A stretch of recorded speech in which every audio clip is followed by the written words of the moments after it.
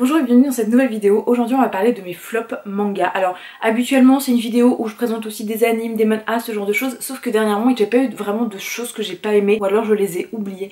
Par contre il y a 3 mangas que j'avais mis de côté, dont je voulais vous parler, que je n'ai pas aimé, les raisons pour lesquelles je n'ai pas aimé. Petit disclaimer, comme toujours, ce que je n'ai pas aimé c'est peut-être quelque chose que vous allez aimer, peut-être mes arguments de pourquoi je n'ai pas aimé l'œuvre, au contraire c'est des arguments de pourquoi vous allez aimer cette œuvre. On est tous différents, on a des goûts différents, on a des attentes différentes. Du coup c'est normal que nous soyons peut-être pas d'accord, donc n'hésitez pas à échanger aux commentaires. Tous les échanges positifs et négatifs sont toujours super appréciables. Trêve de bavardage, c'est parti pour la vidéo.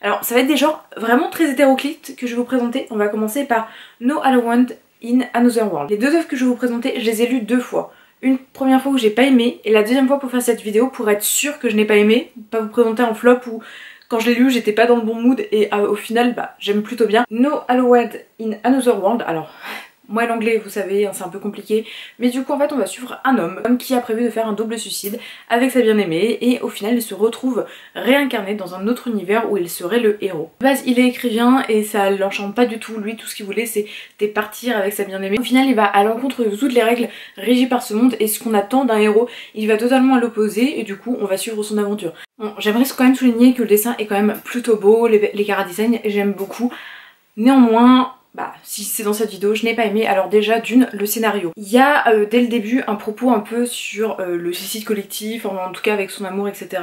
Et ça va être la quête principale du héros. Ça va être de retrouver la personne qu'il aime pour ensuite partir ensemble, on va dire.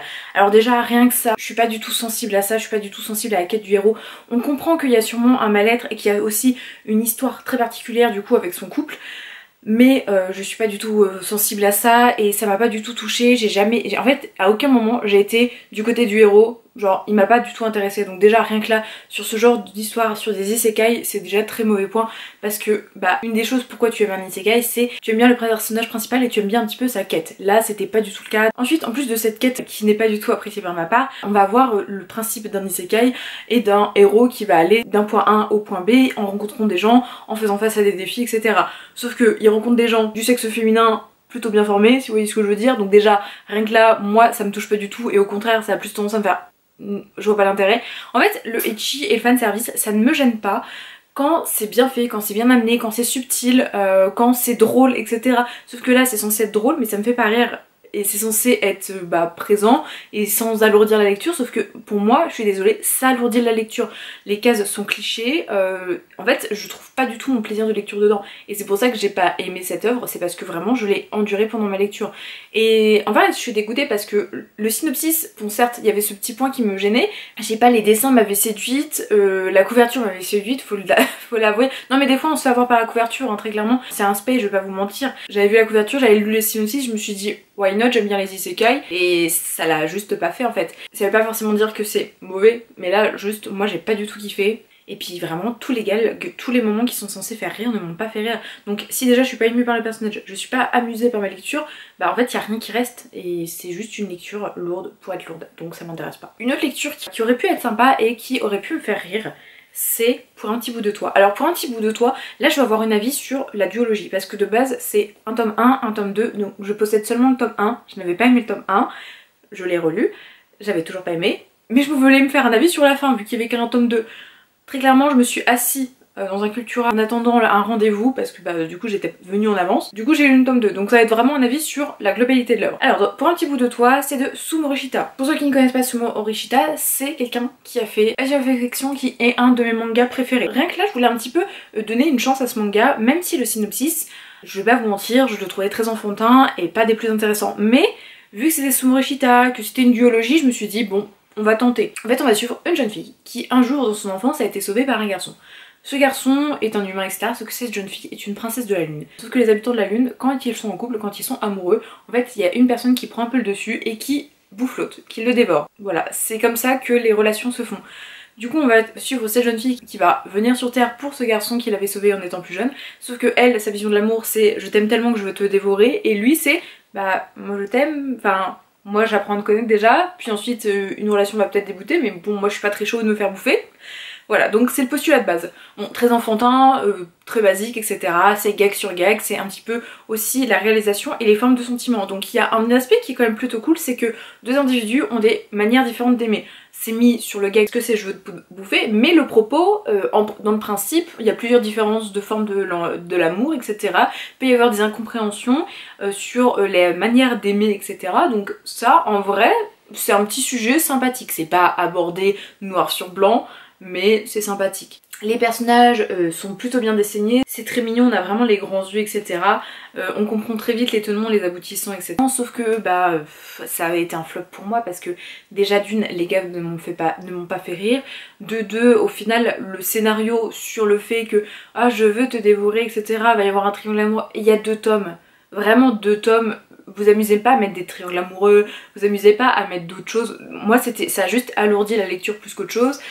J'ai pas trouvé ça très fun, j'ai pas trouvé ça très intéressant, j'étais pas attachée au personnage. En vrai, des fois, il y a des moments où j'étais attachée au personnage, mais ensuite il refaisait un gag nul et j'étais en mode ouais, bah non en fait. Et pourtant, il y avait des petits propos que j'aimais bien quand même. Je vous dis là, sur le langage de l'amour, etc. et tout, sur un peu des petites vannes, il y a des vannes qui me faisaient un petit peu sourire. Mais globalement, ma lecture, elle m'a ennuyée. À moitié du manga, je fais un petit... Et puis à la fin, je fais un petit... Voilà, je veux dire, c'est tout. Ça a pas assez de profondeur pour m'avoir transcendé. Et du coup, c'est pas intéressant. Et vraiment, j'ai enduré ma lecture. En fait, de toute façon, les 3 lectures, c'est un flop. C'est des lectures que j'ai endurées. Et je l'ai relu. J'ai lu le tome 2. Et je comprends la vision, genre du manga et tout. Mais je crois que c'est un manga pour les personnes qui sont soit plus jeunes, soit qui veulent être diverties et qui sont très bon public. Pourtant, je suis assez bon public, mais je vous avoue que là, ça a pas fait mouche. Ça arrive, c'est comme ça. Mais... bah là je passe mon chemin et non, ce manga non. Là je vous avoue que je suis assez deg de le mettre ici. C'est le grand maître de la cultivation démoniaque. Quand le tome 1 était sorti, il y avait le tome 2 aussi qui était sorti et je sais que c'était très attendu, très apprécié dans l'univers un peu boys love, etc. Mais c'est pas une œuvre que j'avais vraiment porté mon attention dessus. Du coup je me suis dit je vais prendre juste le tome 1 pour ne pas être déçue.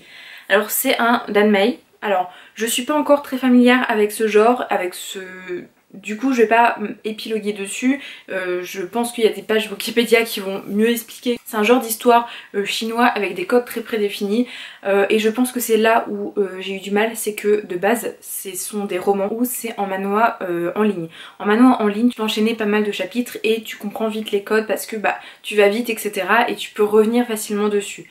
En papier les codes sont j'imagine mieux écrits, j'ai un roman comme ça donc je me ferai une avis dessus, mais là à papier je vous jure j'ai rien compris. Je pense que j'ai la jugeote en général pour bien comprendre mes œuvres et pour bien comprendre ce que je lis, mais là j'ai la vision, je comprends un petit peu les tenants, les aboutissants, je comprends l'histoire, mais c'était trop brouillon pour moi et j'ai pas réussi à m'accrocher au personnage, j'ai pas réussi à m'accrocher à l'histoire. Alors je vais vous lire le résumé. Craint et détesté pour ses pouvoirs maléfiques, Wei Wuxian, le grand maître de la cultivation démoniaque, a été poussé à la mort lorsque les clans les plus puissants sont unis pour l'anéantir.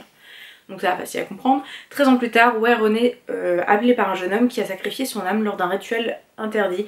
Wei Xudian doit maintenant se venger au nom de l'étranger sous peine de voir sa propre âme détruite, mais alors qu'une entité maléfique se dévoile, un visage familier du passé de Wei Xudian surgit au milieu du chaos. Un puissant cultivateur qui aidera à faire la lumière sur les ombres vérités qui les entourent. Scénario cool, histoire cool. Vraiment, même quand je me mets plus loin de ma lecture, je comprends pourquoi c'est apprécié. Au fond de moi, j'ai quand même apprécié le scénario, mais c'est juste que c'est trop brouillon. Il y a une série, il y a un roman, et je pense que je vais plus me pencher sur le roman parce que là, en manhwa, avec les dessins, avec du coup des dialogues qui sont coupés et tout qui est montré par dessin, etc. j'ai pas accroché. Et en vrai ça m'a fait chier parce que je me suis dit que j'aurais bien aimé. Après même là je suis dégoûtée de vous dire que j'ai pas kiffé parce que je l'ai relu et c'est pareil, je l'ai re-enduré, donc j'ai mieux compris les codes, j'ai mieux compris un petit peu les personnages et leur enjeu, etc.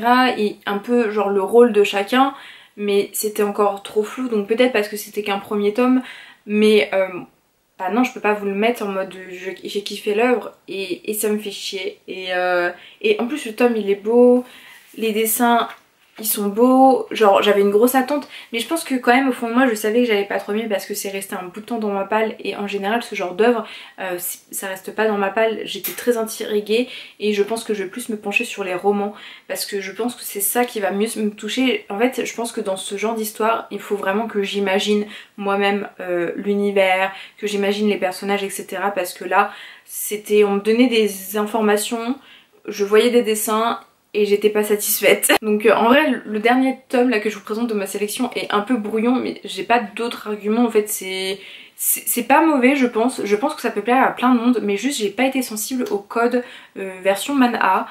Peut-être que je le serai plus avec le roman ou peut-être que c'est des œuvres qui ne sont pas faites pour moi et c'est possible aussi, mais je vous avoue que je suis moi-même dégoûtée parce que j'aurais kiffé. Et je sais qu'il y a aussi Even Official Blessing en anime.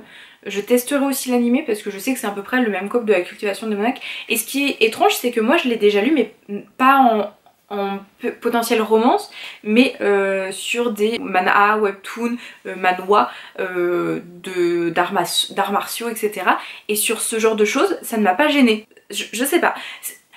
Et vous êtes sur ma chaîne, je crois que c'est l'argumentaire le plus désorganisé de ma chaîne mais même quand je faisais le scénario je n'ai pas aimé et j'arrivais pas à bien mettre des mots dessus sur mon sentiment de pourquoi je n'ai pas aimé. Donc bien sûr si déjà dans ma tête j'ai du mal à formuler les raisons réelles de pourquoi je l'ai pas aimé, je pense que c'est dur de retranscrire en vidéo mais globalement c'est juste une impression de brouillon pendant ma lecture et de non-attachement et je me concentrais tellement pour comprendre ma lecture parce qu'il y avait plein d'informations et que je ne les comprenais pas bien qui fait que je n'ai pas apprécié et en le lisant une deuxième fois j'ai mieux compris mais je me suis dit je vais pas faire ça sur tous les tomes, c'est des tomes à 14,95, je suis pas prête à ça, je préfère mieux m'orienter sur un roman directement, me faire mon avis sur un roman et peut-être que je vais plus apprécier parce que c'est moi qui vais mettre le rythme et qui vais imaginer autour et là peut-être que ce sera plus dans ma came, donc à voir. En tout cas voilà mes 3 flops manga et du coup manhwa de ces derniers temps. Alors du coup j'ai peu de flops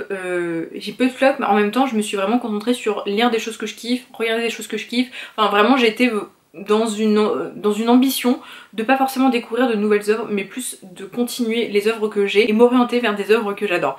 Du coup n'hésitez pas à me dire vos flops dernièrement, que ce soit en animé, en manhwa, en webtoon, dans ce genre de choses. Je suis ultra curieuse de vous lire, n'hésitez pas du coup à commenter cette vidéo, à vous abonner ici ou sur Instagram ou même sur TikTok, je partage autour de ma passion des mangas, des animés, etc.